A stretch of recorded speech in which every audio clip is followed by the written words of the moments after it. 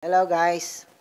Problema nyo ba yung pag nag-upload kayo ng long form video, lalo sa mga baguhan din na kagaya ko nung hindi ko pa alam, nalam ko,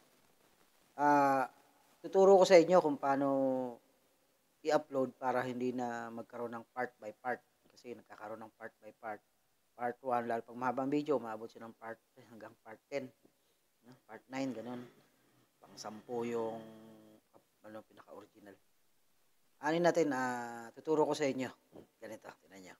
Una, punta kayo sa Facebook nyo, no? Yan. Sa profile nyo, yan.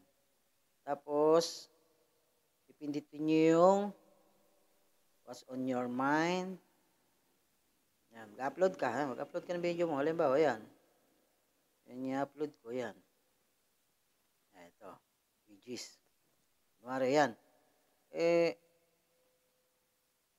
Post.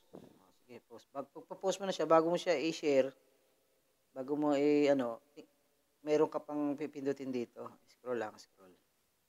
Yan. Yan. Ito. Yan. I-off mo yan kasi naka-on, di ba? Yan, naka-on. I-off mo siya para hindi siya magkaroon ng part by part. Yan. Tapos, okay na yun. Yun lang. Simple lang, di ba? Di ba? Okay, bye-bye.